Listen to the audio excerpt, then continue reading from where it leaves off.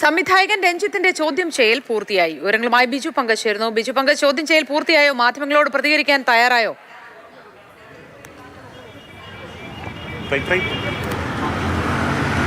ഏതാണ്ട് 2 മണിക്കൂർ നീണ്ട ചോദ്യം ചെയ്യലിന് ശേഷം സംവിധായകൻ രഞ്ജിത്ത് അല്പസമയത്തിനുള്ളിൽ അല്പം മുമ്പാണ് അദ്ദേഹം മടങ്ങിയത്. പക്ഷേ ഒരു ചോദ്യങ്ങൾക്കും അദ്ദേഹം മറുപടി പറഞ്ഞില്ല.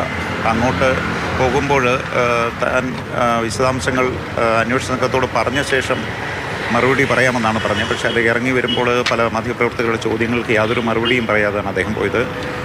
11:10 എത്തിയ അദ്ദേഹം ഇപ്പോൾ അല്പം മുമ്പാണ് അദ്ദേഹം ചോദ്യം ചെയ്യലിന് ശേഷം അദ്ദേഹം മടങ്ങിയത്. മാധ്യമങ്ങളോട് യാതൊരു വാക്കുകളും ഉരിയാടാതെ ചോദ്യങ്ങളോട് ഒരു പ്രതികരണവും നൽകാതെയാണ് അദ്ദേഹം പോയത്. ഇടയ്ക്ക് അദ്ദേഹം വാഹനത്തിൽ കയറുന്നതിന് അല്പസമയം നിന്നപ്പോഴും ചോദ്യങ്ങൾ വന്നു. പക്ഷേ അതിനൊന്നും മറുപടി പറയാതെയാണ് അദ്ദേഹം പുറത്തേക്ക് പോയത്. എന്തായാലും ഈ പരമ്പരയിൽ, അതായത് ഇത്തരം ആരോപണങ്ങളുടെ പേരിൽ നിരവധി സംവിധായകരെയും താരങ്ങളെയൊക്കെ പ്രതിയാക്കിയിരുന്നു. അതിലെ ആദ്യ ചോദ്യം ചെയ്യൽ ആണ് രഞ്ജിത്തിൻ്റേത്.